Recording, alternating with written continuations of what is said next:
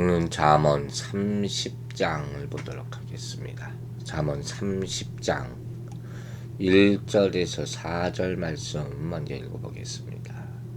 이 말씀은 야게의 아들 아굴의 잠언이니 그가 이디엘 곧 이데엘과 우갈에게 이른 것이라. 나는 다른 사람에게 비하면 짐승이라. 내게는 사람의 총명이 있지 아니하니라.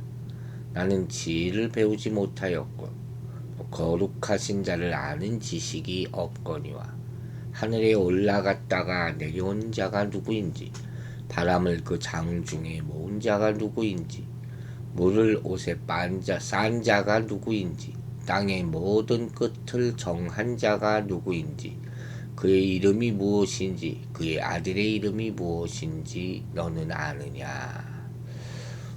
좀 색다른 잠언이죠. 이 먼저 1절을 보면 30장의 표제라고 할 수 있죠. 저자와 또 듣는 사람, 또 문학 장르가 뭔가를 한 구절에 소개하고 있어요. 하자는 아게의 아들 아굴이라고 그랬어요. 야게의 아들 아굴. 아굴이라는 이름의 뜻은 모으는 자라고 합니다. 돈으로 고용된 자, 그런 뜻을 가지고 있다 그래요. 혹자는 그를 솔로몬이라고도 하고 아굴의 잠언이라고 나와 있지만 또 르웰 왕의 형제 혹은 유다 왕 히스기야의 신하로 보기도 합니다. 우갈이라는 말은 나는 강하다 하는 뜻을 가지고 있어요. 대체로 아굴의 제자 혹은 아들로 보는 경향이 있습니다. 여기 나오는 이름들 야게, 아굴, 이디엘, 우갈, 학자들이 보기에는 이들을 실존 인물로 보거나 혹은 가상 인물로 이해하기도 합니다. 이 가상 인물로 보는 학자들의 경우 아굴은 솔로몬으로, 야게는 다윗으로, 이디엘이라는 뜻은 임마누엘이라는 뜻이거든요. 그래서 이디엘과 우갈은 그리스도라고 주장하는 그런 사람들도 있어요. 조금 무리한 해석이라고, 너무 확대한 해석이라고 생각할 수가 있겠죠. 이번 구절의 형태나 내용들을 보면 이 글을 솔로몬이 쓰지 않았다는 사실을 우리가 확실히 알 수 있죠. 예를 들어서 2절과 3절과 이런 8절 이런 내용들을 보면 솔로몬의 삶이나 그의 상황과는 부합되지 않은 내용들이 나옵니다. 열왕기상 4장 30절을 보면 솔로몬의 주위에는 적지 않은 지혜자들이 있었다는 사실을 암시하고 있거든요. 그래서 아마도 이 잠언 30장은 그들 중에 한 사람이 기록했다 이렇게 보는 것이 무난하다고 볼 수 있어요. 즉 솔로몬의 신하들이 왕의 잠언을 편집하지 않았습니까? 그랬을 것으로 보는 거죠. 그리고 기록했을 것이다 하는 것이죠. 가운데 이런 잠언 30장 같은 글이 편집된 것이죠. 여기 나오는 잠언이라는 말씀, 이건 마사라는 히브리어인데 이건 두 가지 의미예요. 하나는 이 단어를 신탁, 즉 계시받은 말씀으로 보는 경우에 이 단어는 예언자가 하나님으로부터 받은 말씀을 가리키는데 자주 사용됐던 그런 말이죠. 또 한 가지는 이 마사라는 잠언이라는 의미가 어떤 지명을 가리키는 용어라는 설이 있어요. 그렇다면 여기 이곳의 저자 아굴은 본 용어의 음역인 마사라는 곳에 사는 아라비아인이다 이렇게 또 추측할 수 있다는 것이죠. 마사가 아라비아의 한 동네의 이름이거든요. 이런 두 가지 해석을 할 수 있다는 것을 우리는 배경으로 알 필요가 있습니다. 이제 2절부터 내용이 나옵니다. 2절부터 내용이 나오는데 정말 잠언다운 그런 내용이에요. 자, 아굴은 자신을 소개를 합니다. 뭐라고 얘기하느냐? 나는 다른 사람들에 비해서 짐승이다. 이 충격적인 얘기죠. 또 사람의 총명이 없다. 이런 고백도 합니다. 이는 자신이 다른 사람들보다 지적인 능력이 부족하다는 그런 일반적인 고백이 아니고 진정한 지혜가 없다는 겸손이에요. 겸손. 이 아굴의 신앙 간증이라고 할 수 있어요. 문자적인 뜻은 확실히 나는 그 어느 사람보다 더욱 짐승과 같다. 이런 말이에요. 아마도 이 아굴 주위에는 지혜가 뛰어난 자들이 많이 있었던 것 같이 보여집니다.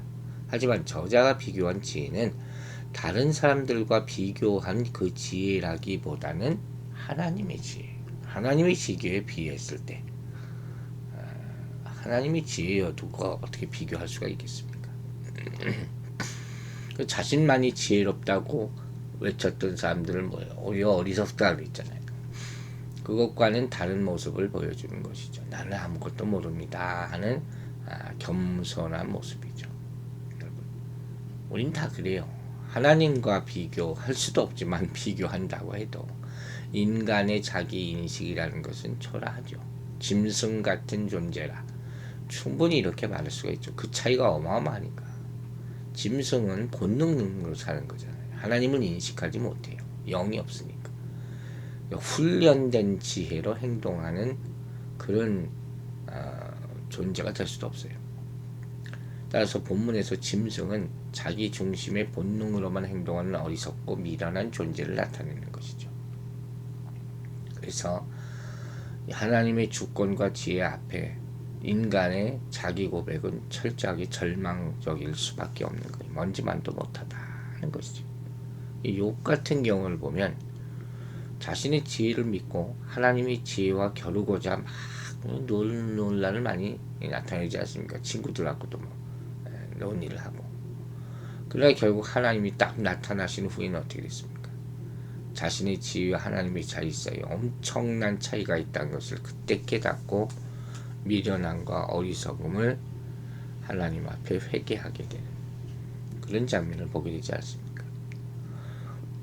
이렇게 욥의 회개와 고백이 그가 다른 사람에 비해서 상대적으로 부족했기 때문이 아닌 것처럼 아굴의 고백도 다른 사람에 비해서 상대적으로 자신의 지혜가 부족했음을 인식했기 때문은 아니라는 거예요. 하나님 앞에선 인간의 나약함에 대한 그런 고백이죠. 이렇게 인간의 지혜는 하나님을 인정하고 그 앞에 겸손할 때 비로소 얻을 수 있다는 것입니다. 즉 인간의 지혜라는 것이 거기서 거긴 것 같아도 하나님을 아는 사람과 모르는 사람은 큰 차이가 나는 거예요. 비슷하게 알아도 전달하는 능력이 다를 수도 있죠. 또 남보다 못해도 아는 거 많지 않아도 자기 자신이 잘 받아들이는 믿음이 있는 사람도 있어요. 수용 능력이죠. 그러니까 아굴은 첫째로 그런 능력이 있는 사람이에요. 말씀을 받아들이는. 이게 귀한 거죠. 이게 구별되는 지혜예요. 여러분 다 잘나야 하는 게 아니에요. 어떻게 다 잘날 수가 있습니까? 다른 사람에게 굳이 비교할 필요도 없어요. 겸손히 지혜를 하지 않았습니까? 목이 곧게 되는 순간 우매하게 되는 거예요. 3절에서 아굴은 이제 그 이유를 두 가지로 설명합니다. 첫째는 지혜를 배우지 못했다는 거예요. 둘째는 거룩하신 자를 아는 지식이 없다는 그런 것이죠. 지혜를 배우지 못했다는 말은 창조주께서 세우신 창조 질서에 대한 이해가 없다는 거예요. 창조 질서를 아는 자만이 세상 원리와 삶의 원리를 발견할 수 있는 거죠. 여기서 거룩한 자를 아는 지식이라는 것은 하나님과의 관계를 말하는 거예요. 이처럼 창조주 하나님을 아는 지식이 부족하면 지혜로운 자가 될 수 없는 것이죠.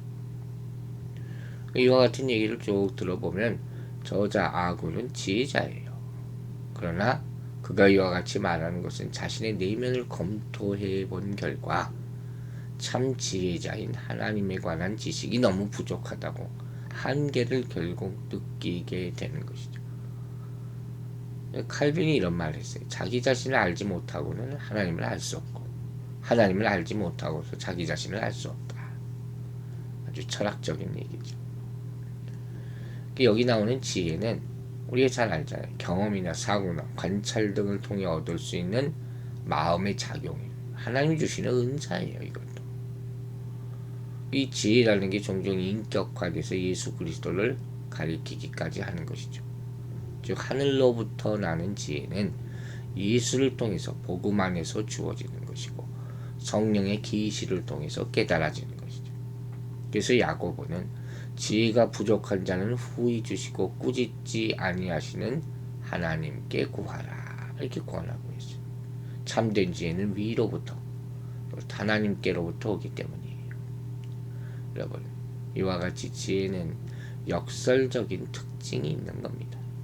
즉 스스로 지혜롭다 생각하면 미련한 자고 스스로 자신의 지혜가 부족한 줄 알고 지혜를 구하면 진정으로 지혜로운 자다는 것입니다.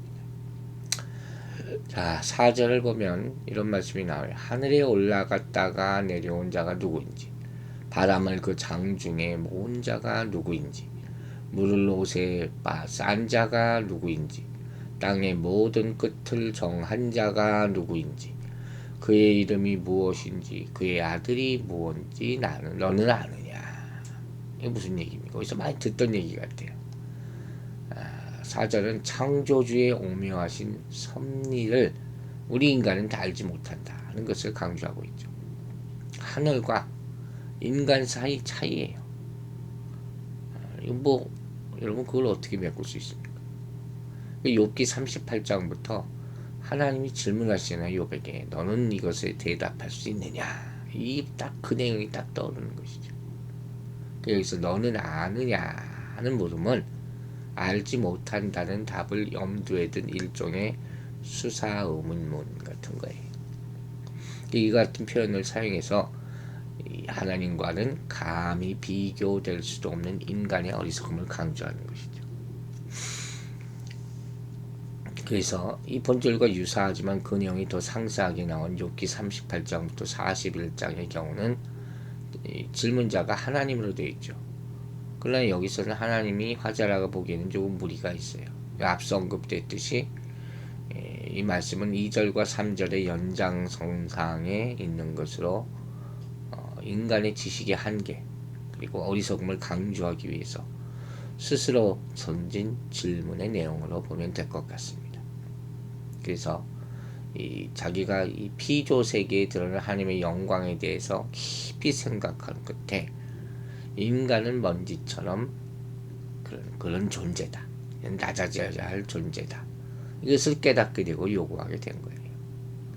그래서 이 말씀을 보면 6개의 수사 의문문으로 구성되어 있어요. 첫 번째 질문은 뭐냐? 하늘에 올라갔다가 내려온 자가 누구냐? 하는 거죠. 누굽니까? 여러분 대답해 보세요. 여기서 하늘은 단순히 천체나 우주 등의 의미를 내포하기보다는 하나님이 계시는 것이죠. 삼층천이라고 바울 사도는 얘기했죠.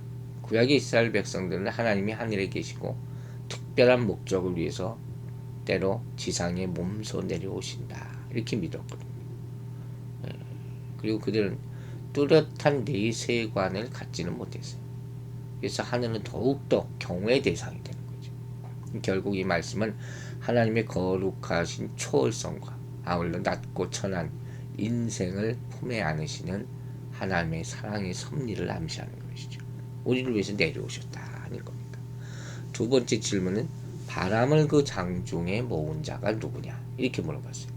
장중, 손바닥이죠. 손바닥 안. 70인역을 보면 이 단어를 옷 안이다 이렇게 번역했어요.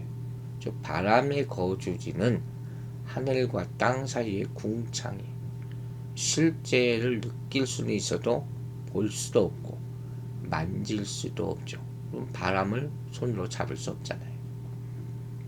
그 신비를 나타내고 있는 것이죠. 셋째 질문은 물을 옷에 싼 자가 누구냐? 물을 옷에 쌀 수가 있습니까? 욥기 26장 8절에 따르면 하나님은 물을 빽빽한 구름에 싸시는 분이라. 물은 구름 안에 있잖아요. 그러니까 여기서 옷은 구름이란 말이에요.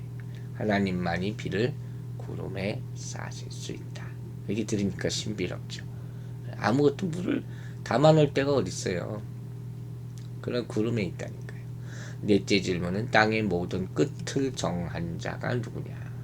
하나님이 이 땅의 경계를 정하실 뿐만 아니라 이 땅에서 일어나는 모든 것을 주관하시는 분이라는 사실을 밝히고 있는 것이죠. 다섯 번째는 그 이름이 무엇이냐. 초월적 존재로서의 하나님이 지니신 속성, 그의 영원성, 전지성, 편재성, 전능하심, 이런 걸 다 아느냐. 알면 한번 설명해봐라. 그런 질문이에요. 그리고 마지막 여섯 번째는 그 아들의 이름이 무엇이냐. 이 말씀에 따르면 이 아굴이라는 사람이 삼위 하나님 중 제1위와 제2위에 대해서 언급하고 있습니다. 참 놀라운 사실이죠. 또 고대 랍비의 미드라시라는 게 있는데 문헌이죠. 유명한 문헌이에요. 여기는 아들을 이스라엘과 동일시하게 해석해요. 또 어떤 학자는 창조주, 로고스 혹은 하나님의 이름에 대한 시적인 언어로 이해하기도 합니다. 뭐든지 다 하나님을 아니면 예수 그리스도를 가리키는 그런 말이라고 할 수 있습니다. 결론적으로 하늘과 바람과 물을 만드신 창조주를 알게 되면 인간은 겸손할 수밖에 없다는 거예요. 세상을 완벽하게 만드신 하나님의 섭리와 우주의 이 지식을 비교하면 우리는 짐승 같은 존재일 수밖에 없다는 것을 깨닫게 된다는 것이죠. 이 깨달음이야말로 욥기의 주제라고 볼 수도 있죠. 욥은 하나님의 현현 앞에서 자신을 무지한 말로 이치를 가리는 자 이렇게 고백하지 않습니까? 이게 아굴의 고백이와 똑같은 거예요. 이와 같이 진정한 지혜는 인간의 한계와 창조주의 완전함을 깨닫는 것에서부터 시작하는 거예요. 그 안에서 항복하는 거예요. 그러므로 스스로 많은 지식을 가졌다고 생각하는 교만은 하나님의 말씀에 귀 기울이는데 방해가 되는 것이에요. 무지하고 어리석은 사람을 보면 조롱하고 손가락질하지만 정작 자신의 어리석음을 깨닫고 지혜를 배우려는 자는 참 드물어요. 하나님께 지혜를 얻기 위해서는 먼저 자신이 무지하다 하는 사실을 인정해야 할 것입니다. 그러므로 스스로 많이 안다고 생각하는 사람은 하나님의 말씀에 대해서도 자기 기준으로 판단하게 되는 거예요. 이렇고 저렇고. 무지를 고백하는 것이 지혜를 얻는 첫걸음을 알고 하나님 앞에 겸손한 자세로 나아가는 모든 분들이 되기를 주의 이름으로 축원합니다. 기도하겠습니다. 하나님 아버지, 오늘 이 시간에도 아굴의 잠언을 듣고 우리가 더욱더 겸손한 마음으로 주님 앞에 엎드립니다. 주의 지혜를 부어 주시옵소서. 어찌 우리가 하나님과 감히 상대할 수 있고 비교할 수가 있겠습니까? 오직 하나님의 광대하심을 인정하고 그 온전하고 완전한 지혜 앞에 무릎을 꿇으오니 주여 우리를 축복하여 주시옵소서. 우리의 교만을 낮추시고 또 우리의 무지에 하나님의 말씀을 부어주시고 성령으로 역사하여 주셔서 그분의 광대하심을 찬양하고 우리의 부족함을 깨달으며 점점 예수 그리스도의 형상을 닮아가려고 애쓰는 오늘 하루의 삶이 되게 하여 주시옵소서. 감사드리며 예수 그리스도의 이름으로 기도했습니다.